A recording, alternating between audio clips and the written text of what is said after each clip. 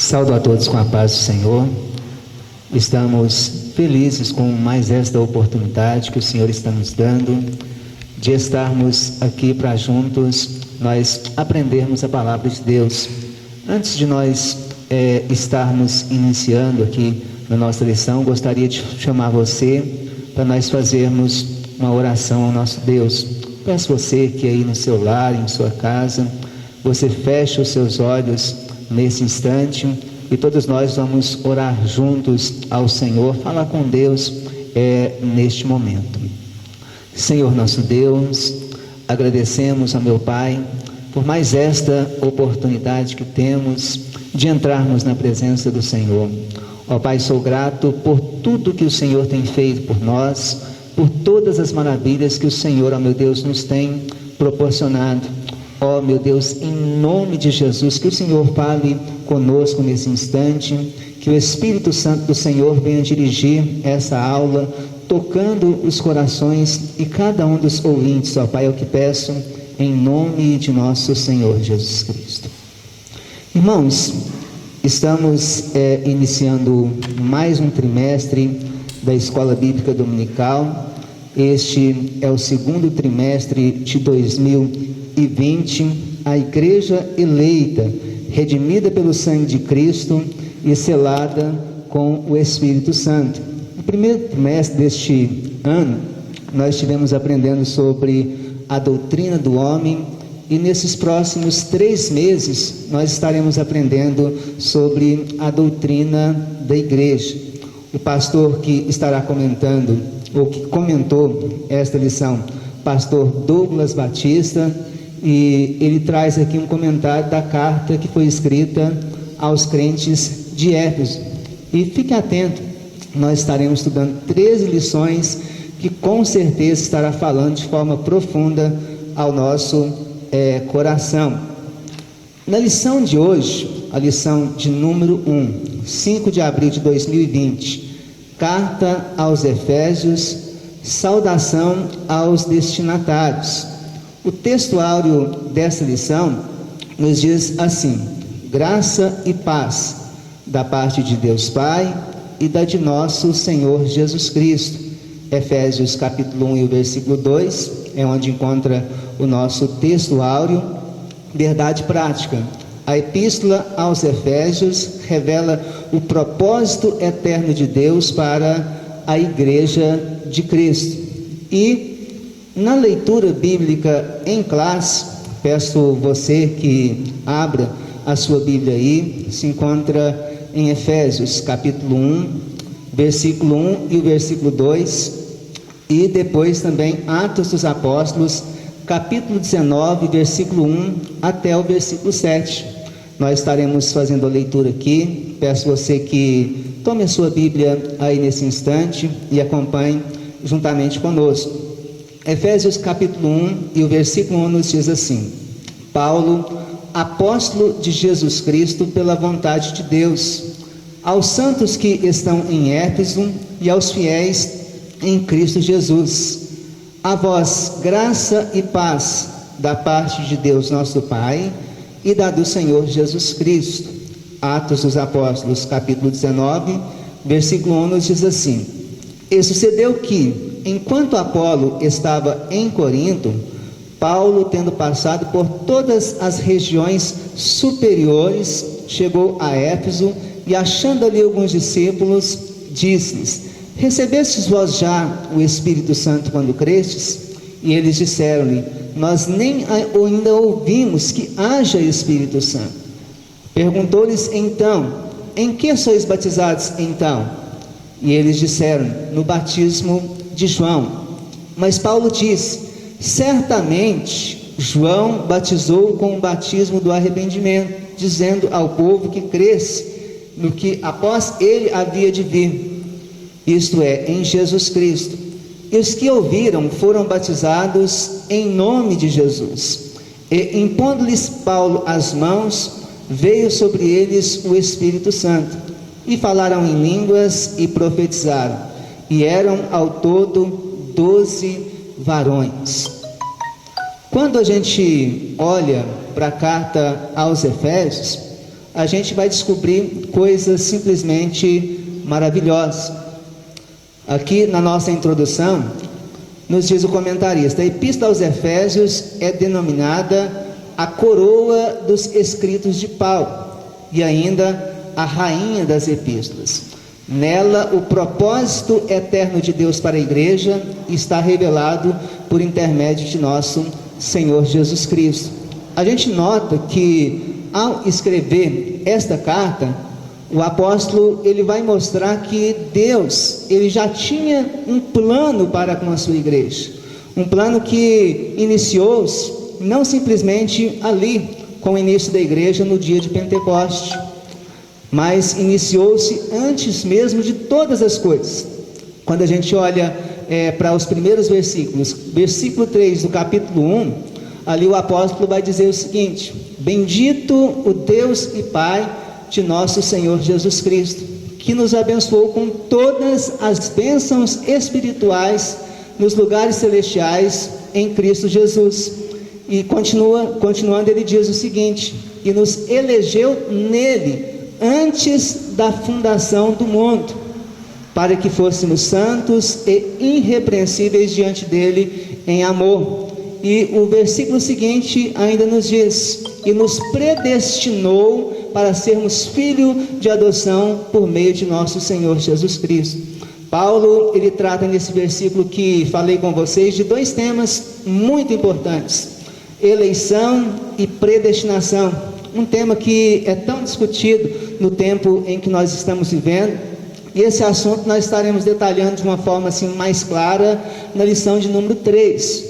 Mas quando a gente olha para o texto que nós lemos aqui, nós vamos observar que essa eleição ela não é uma eleição individual, é uma eleição corporativa, uma eleição que envolve a igreja de nosso Senhor Jesus Cristo. Se estamos em Cristo, somos eleitos. Se estamos com Cristo, nós temos um destino certo. Que destino é esse, irmão Misael?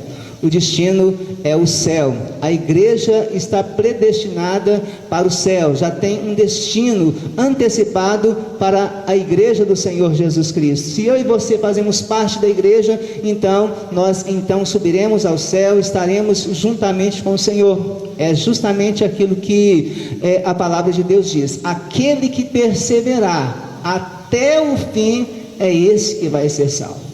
Então temos que perseverar no Senhor, temos que manter-nos firmes na presença do Senhor, e essa força, na verdade, queridos, não vem de mim, não vem de você. Essa força para que nós venhamos então permanecer na presença de Deus, ela vem do próprio Deus. Eu e você simplesmente dizemos sim ou não para o pecado, nós dizemos sim para continuarmos na presença ou não continuarmos na presença do nosso Deus.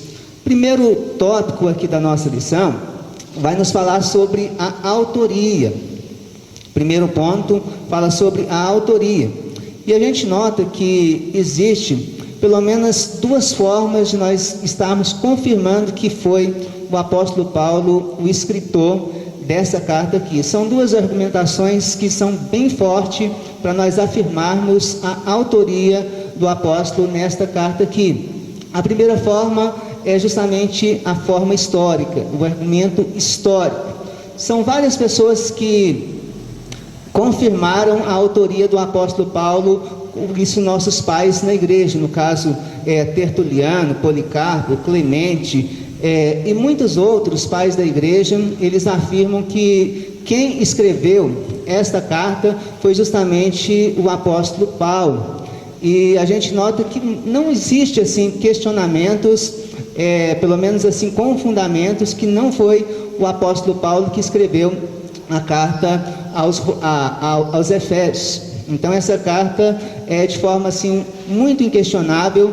A gente mostra que os pais da igreja, eles então confirmam a autoria do apóstolo aqui, a carta aos Efésios.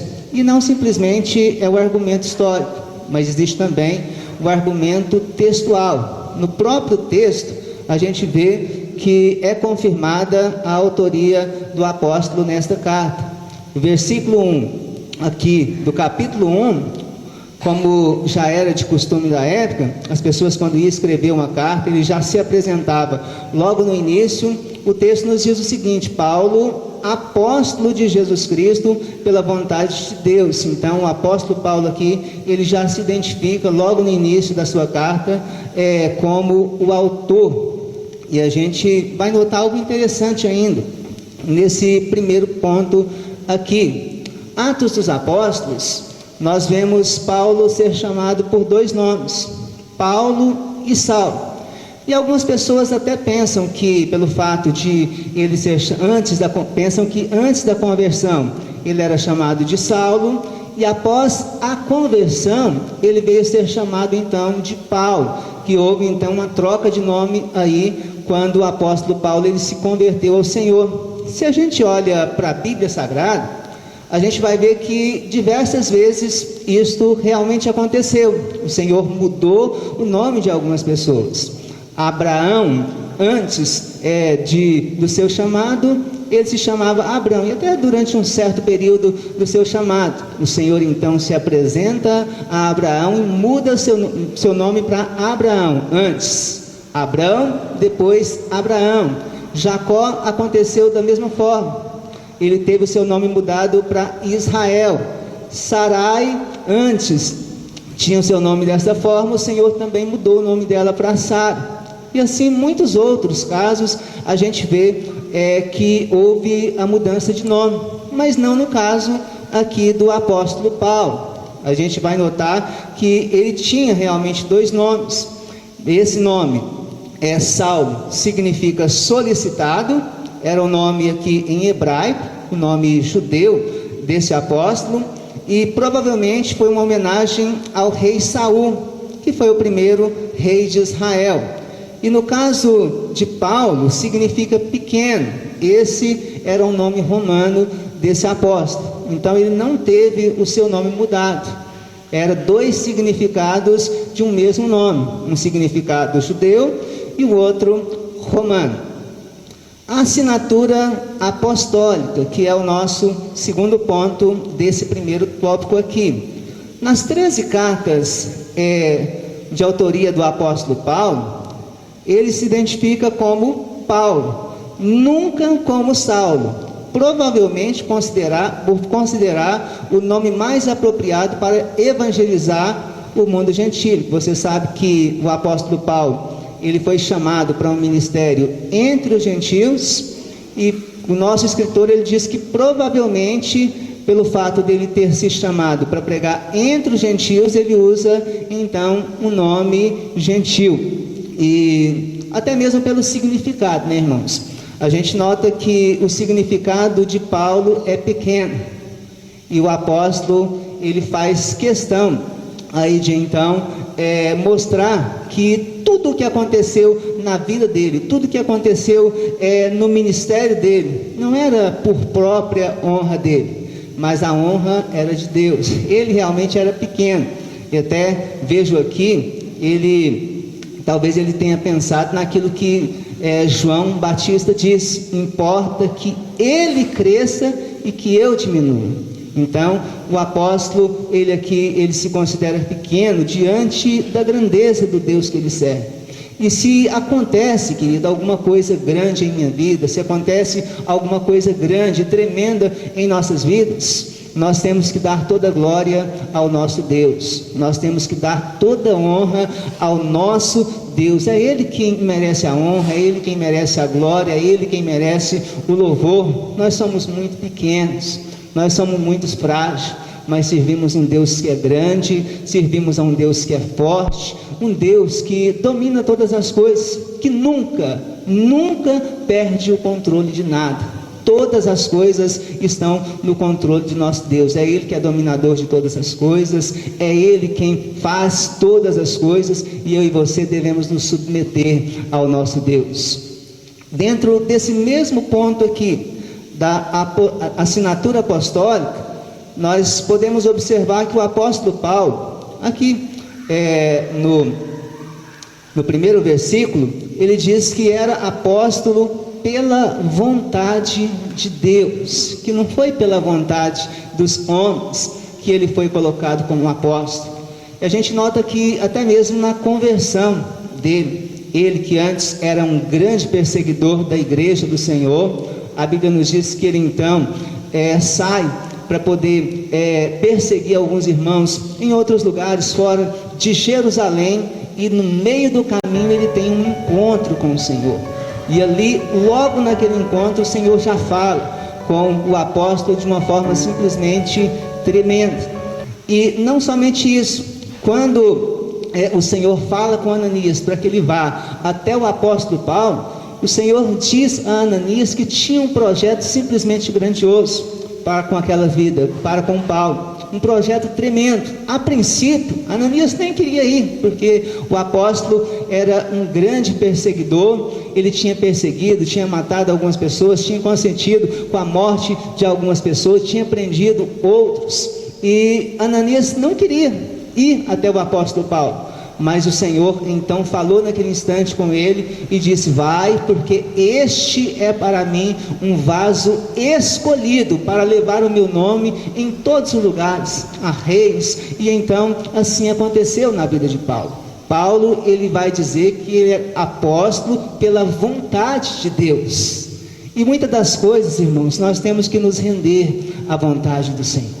A gente nota que várias vezes o apostolado de Paulo ele foi questionado, não foram poucas as vezes, e de uma forma assim muito clara ele vai se defender ali, principalmente quando ele escreve aos crentes de Corinto. E escrevendo aos crentes de Corinto, ele vai mostrar ali que ele era apóstolo. Por que alguém questionava o apostolado de Paulo? Eles questionavam porque diziam que o apóstolo era aqueles que tinham sido chamados pelo Senhor, e não somente isso, mas também aqueles que tinham estado com o Senhor. E o apóstolo, capítulo 9 de 1 Coríntios, você vai ver que ele diz que teve um encontro com o Senhor. Capítulo 15 aos Coríntios, ele diz que veio como um abortivo, ele veio como alguém fora do tempo, ou fora do tempo, no caso, não naquele período. Ele não andou 3 anos com Cristo como aconteceu com os demais apóstolos, mas ele teve um encontro com o Senhor, e ali o Senhor então o chamou para então fazer a sua obra. Então aqui ele diz que foi chamado apóstolo pela vontade de Deus. Que nós venhamos, irmãos, estar sempre na vontade de Deus. A Bíblia vai nos dizer que a vontade de Deus ela é boa, ela é agradável e ela também é perfeita. Que Deus ele venha continuar falando ao seu coração. Ponto 3, uma epístola da prisão. Foram pelo menos 4 cartas que o apóstolo Paulo escreveu no período em que ele estava na prisão. Foi carta aos Efésios, aos Filipenses, aos Colossenses e também a Filemon. A epístola foi escrita num período em que Paulo se encontrava preso em Roma. Indica-se como, aqui no capítulo 3 da carta aos Efésios, e o versículo 1, ele se identifica como prisioneiro de Jesus Cristo. Capítulo 4, versículo 1, preso no Senhor. Capítulo 6, versículo 20, ele diz embaixador em cadeias, mostrando que quando ele escreveu essa carta, que foi enviada por ele, por intermédio de Tíquico, ele então estava preso. Mas o interessante, irmãos, em tudo isso que eu posso observar, é que o apóstolo Paulo ele estava preso, mas a mensagem do Senhor não estava. Ele continuava fazendo a obra de Deus. A Bíblia vai nos dizer que ele prega para toda a guarda pretoriana, ele faz a obra do Senhor ali de forma grandiosa, e ainda ele envia carta para os irmãos, para as igrejas em vários lugares. Agora eu fico imaginando, imagine bem o apóstolo Paulo com a tecnologia que eu tenho, com a tecnologia que você tem. Imagine bem o apóstolo Paulo com o Facebook. Imagine bem o apóstolo Paulo com o YouTube, Twitter. Imagine ele com o WhatsApp. O que ele faria com tudo isso em suas mãos? Irmãos, nós temos uma arma poderosa em nossas mãos. Nós, como igreja do Senhor Jesus Cristo, temos algo simplesmente grandioso em nossas mãos, que são as redes sociais.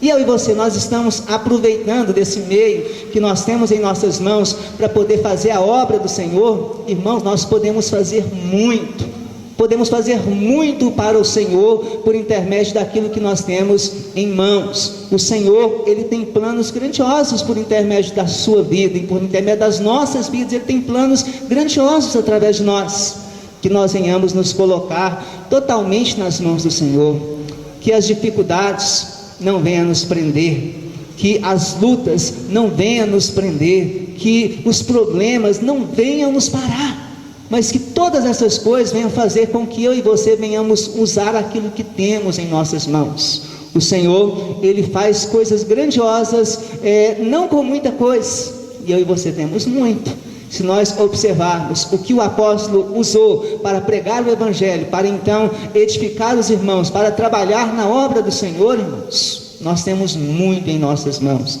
que nós venhamos então usar daquilo que temos. Inclusive, em um certo texto, ele diz que usava de todos os meios para chegar a ganhar alguns. Era um homem que tinha estratégias grandiosas, usava estratégias tremendas para poder alcançar pessoas.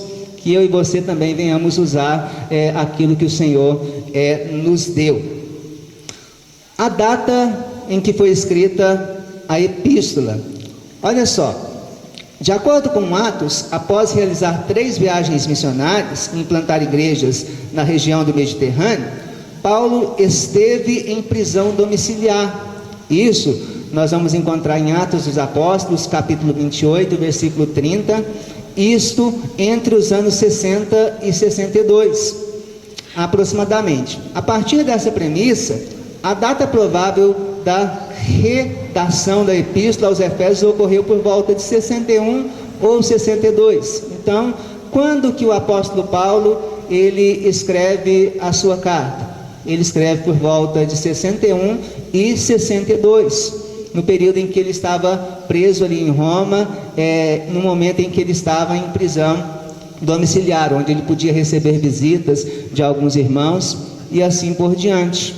E voltando nesse período que ele esteve preso, eu acho interessante que ele disse que estava preso no Senhor.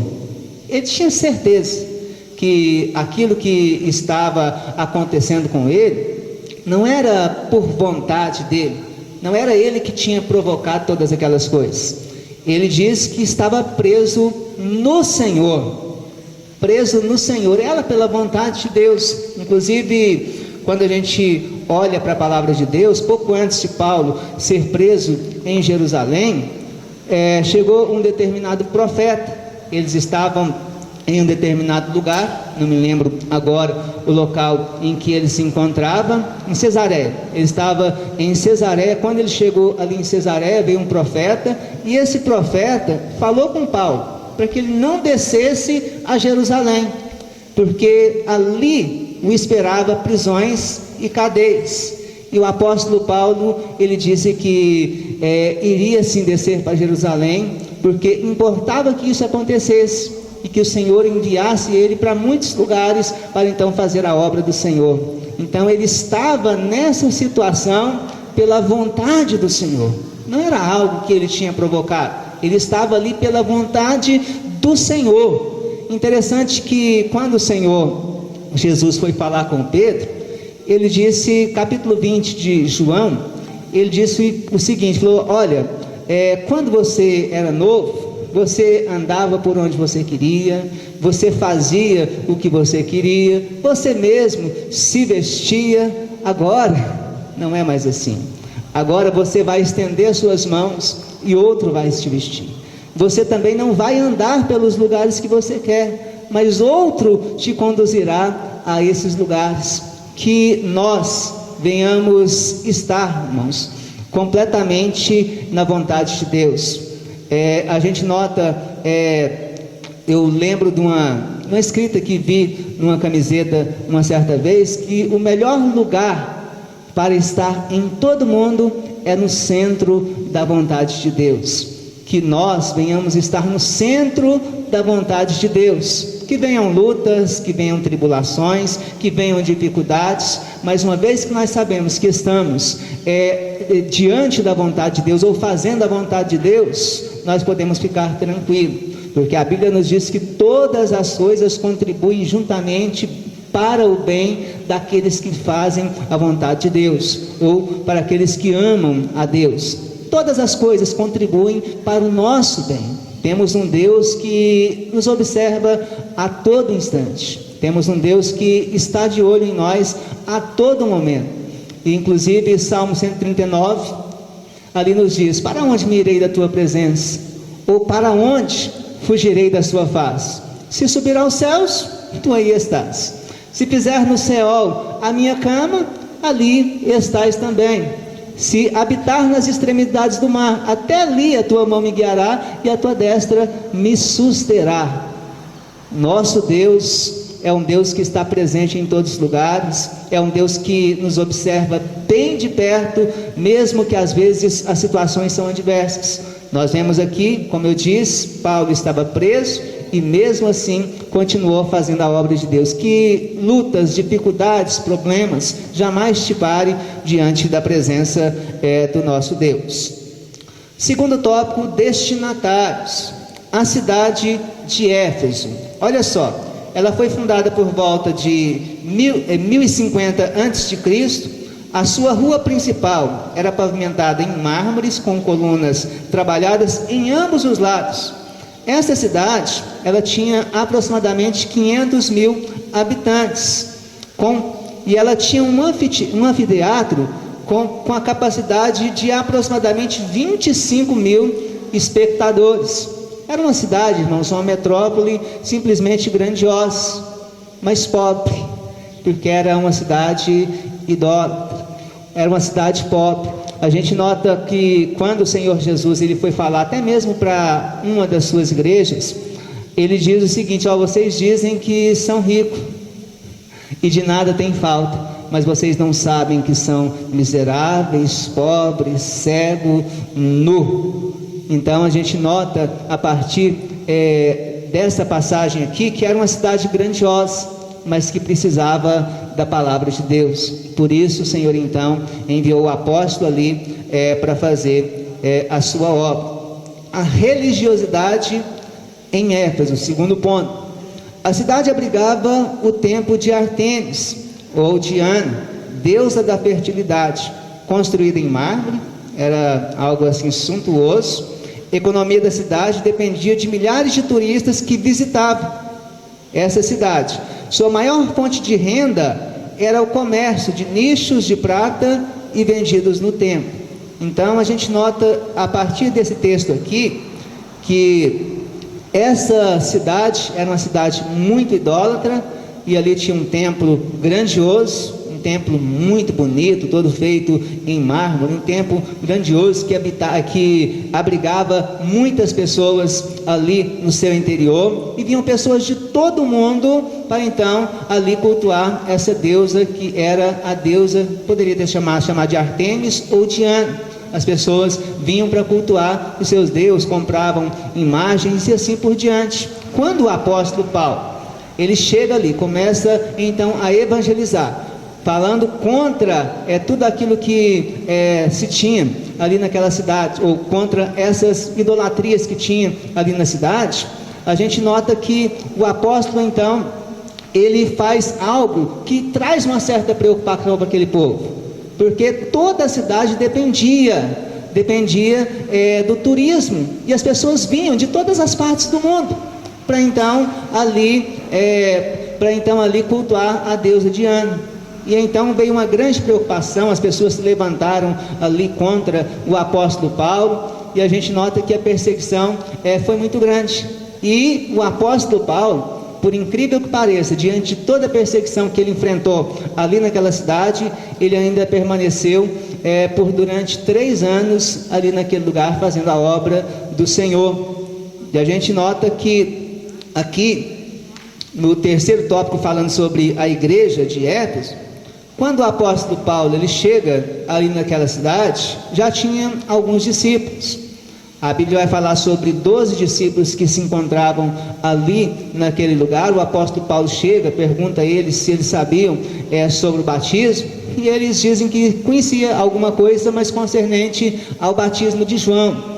O apóstolo Paulo então os batiza em águas, aquilo que o Senhor Jesus Cristo já havia falado lá no capítulo 28 de Mateus, que as pessoas deveriam ser batizadas em nome do Pai, do Filho e do Espírito Santo. O apóstolo Paulo então os batiza, e também ali ele ora por aqueles irmãos, os quais são batizados no Espírito Santo e começam a falar em línguas e profetizar. Isso até está destacado aqui na nossa lição, nos versículos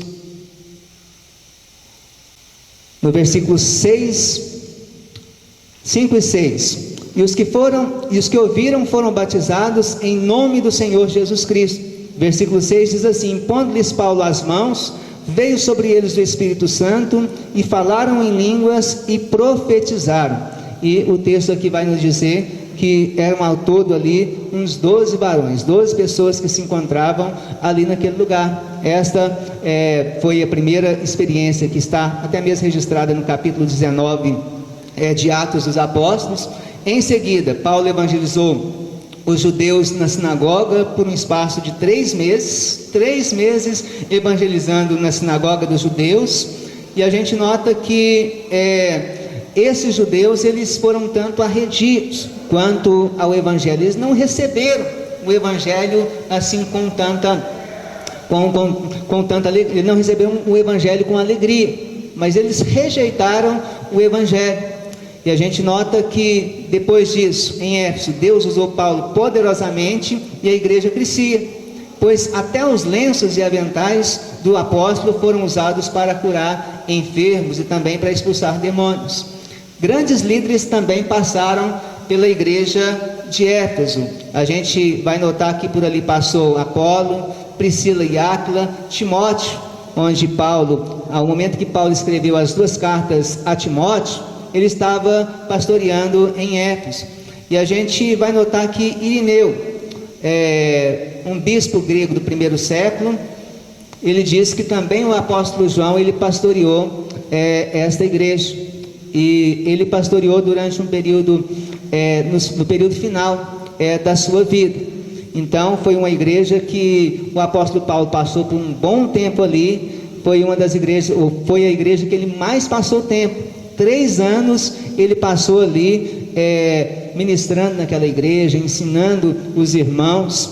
Isso a gente vai ver Atos dos Apóstolos capítulo 20 e o versículo 31, quando o apóstolo ele vai dizer que passou um período ali de 3 anos ali com aqueles irmãos. Saudação epistolar. Olha só, a saudação é a mais breve entre todos os escritos do apóstolo. Interessante, irmãos, que aqui no versículo diz o seguinte: graça e paz da parte de Deus Pai e da de nosso Senhor Jesus Cristo. Em todas as cartas escritas pelo apóstolo, ele vem com essa saudação: graça e paz. Quando se fala de graça, fala sobre o meio pelo qual nós alcançamos a salvação. Não é mérito meu, não é mérito seu, não é mérito de nenhum homem. Inclusive a Bíblia vai dizer que as nossas justiças são como um trapo de imundície.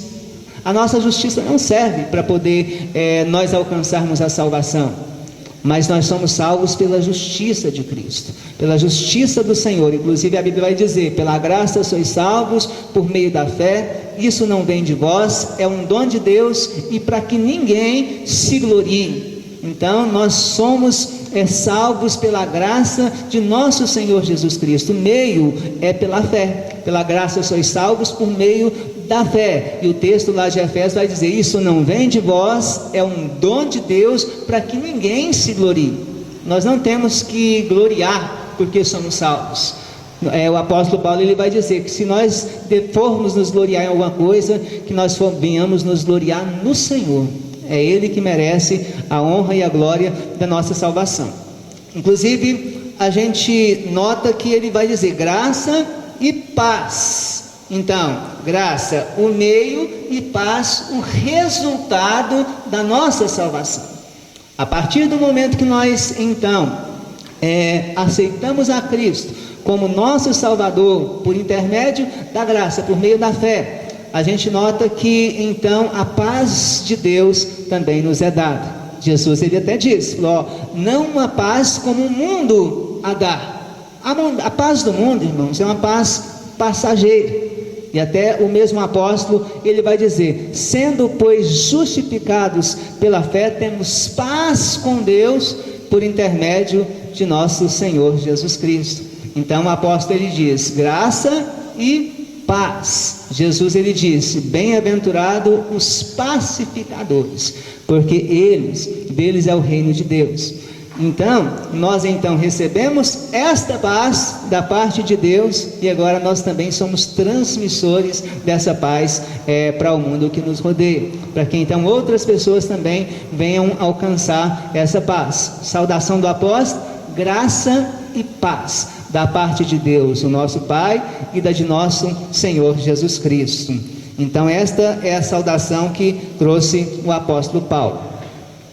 Já para nós caminharmos para o último tópico, aqui, propósito e mensagem, é o terceiro tópico. O propósito do apóstolo Paulo ter escrito a carta aos Efésios. Olha só, aparentemente a epístola não aborda nenhum problema específico, como em outras cartas que o apóstolo Paulo ele escreveu. A gente nota, por exemplo, na carta que ele escreveu aos Coríntios, e nesta carta ele traz ali alguns problemas que a igreja enfrentava.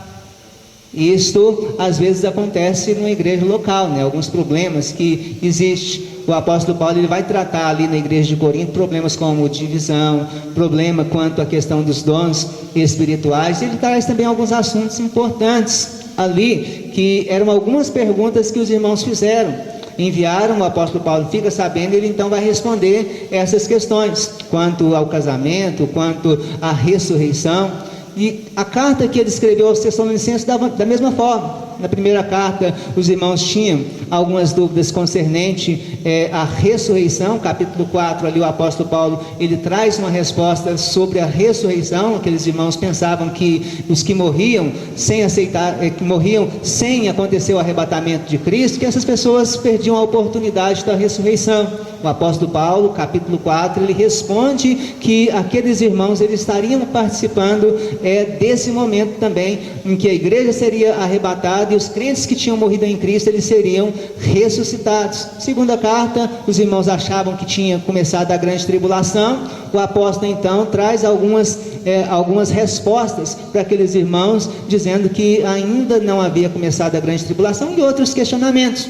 Mas na carta aos Efésios, o nosso comentarista até diz que aparentemente a epístola não aborda nenhum problema específico, e Paulo também não vem responder perguntas de alguns irmãos. Mas o apóstolo ele traz uma carta que nós tratamos como uma carta doutrinária. Até por isso, lá no início, na introdução, o apóstolo, o comentarista ele vai dizer que essa carta é tratada como a rainha das epístolas, porque é uma carta doutrinária.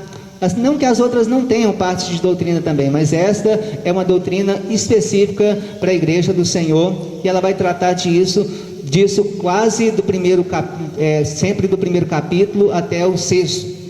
E aqui ele traz alguns propósitos específicos. Olha só, é possível perceber que a ênfase do apóstolo no passado daqueles cristãos tinha sido marcado por imoralidade, bebedeiros. Só que agora aqueles irmãos tinham aceitado a Cristo, eles tinham que viver de uma forma diferente.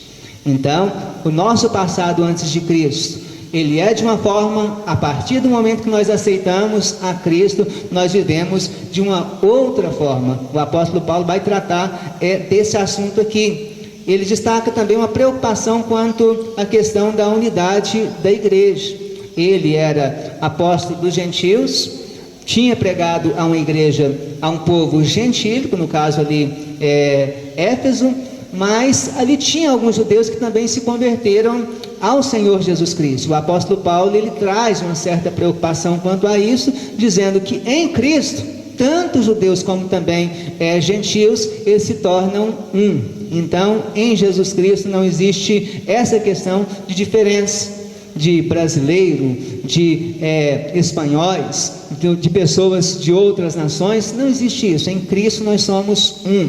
Existe, quando vamos falar sobre a questão da igreja, existe a igreja local, que é a igreja que nós congregamos, que nós estamos, que também pode ser chamado de igreja visível, aquela que nós podemos enxergar. Mas existe também a igreja universal, que também é chamada de a igreja invisível. Esta igreja invisível, a igreja universal, é a igreja do Senhor espalhada por todas as partes do mundo. Às vezes, nós não podemos contemplar todas as pessoas que são de Cristo em todos os lugares. E às vezes até nos enganamos, né? Olhamos para algumas pessoas e pensamos que elas fazem parte da igreja de Jesus, mas não são. Jesus, ele disse de uma forma muito clara: muitos me dirão naquele dia: Senhor, nós fizemos sinais, maravilhas, muitas coisas nós fizemos no nome do Senhor, expulsamos demônios.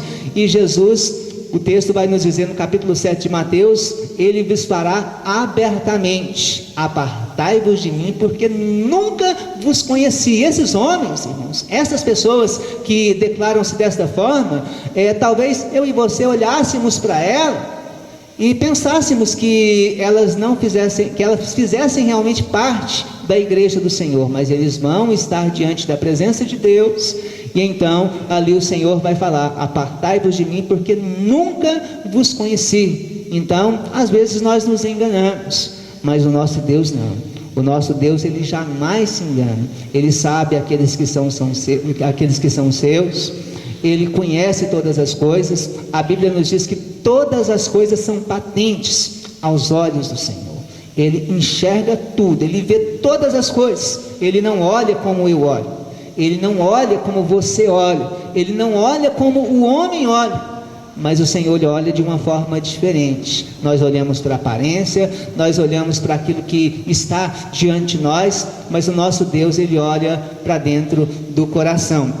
E outra coisa que o apóstolo Paulo vai destacar aqui, são muitas coisas que ele traz como propósito aqui, sob essas premissas. Então podemos considerar que uma das intenções do autor ao Efésios era atender às múltiplas necessidades das igrejas, numa perspectiva pastoral. Por isso a carta é apontada por estudiosos como um tratado teológico sobre a igreja, o corpo de Cristo. Segundo ponto aqui da nossa lição, mensagem que foi traga pelo apóstolo. A mensagem de Efésios gira em torno de duas temáticas: Jesus Cristo, o cabeça, e a igreja como o corpo. Então, Jesus Cristo como o cabeça da igreja é aquele que comanda, é aquele que domina, é aquele que orienta a sua igreja, aquele que dirige a sua igreja. E, no caso aqui, ele vai tratar da igreja como um corpo. Nós, irmãos, somos o corpo de Cristo. E nesse corpo, cada um dos membros tem a sua função, e todas as funções nos membros do corpo de Cristo têm a sua importância. E tem uma importância simplesmente grandiosa. Nós olhamos para a palavra de Deus, nós vemos que esses membros, eles têm que estar sempre unidos. Todos dependem da cabeça. Eu e você dependemos do Senhor. Todos nós dependemos dele. E o Senhor, então, ele pode fazer coisas simplesmente extraordinárias por intermédio desse corpo. E nesse corpo, irmãos, a gente vai notar que tem múltiplas funções e que nós trabalhamos em função uns dos outros. Até acho interessante algo que no caso Jackson Rodrigues, um pregador, falou. Ele disse que alguém olha e acha que existem pessoas na igreja que não têm a sua importância, mas todos os crentes no Senhor Jesus Cristo têm a sua importância. E ele até usou de uma ilustração de alguém que estava usando óculos. Ele, naquele momento, pede uma pessoa que usava óculos para poder ficar de pé, e essa pessoa com os óculos, ele pergunta para o irmão, falou assim: onde que é o seu problema? Irmão Aplado, meu problema é nos olhos. Há o problema nos olhos. E o que o nariz e a orelha tem a ver com o problema dos olhos? Na verdade, ali tanto o nariz como o ouvido estava ajudando a segurar os óculos. Isso para quê? Para que todo o corpo viesse a andar bem na presença do Senhor. Então a gente nota que nós dependemos uns dos outros. Eu dependo de você, vocês dependem dos demais irmãos, nós dependemos uns dos outros. E concluindo aqui a nossa lição, nos diz o seguinte: a epístola revela um elaborado resumo da salvação e suas implicações na vida cristã.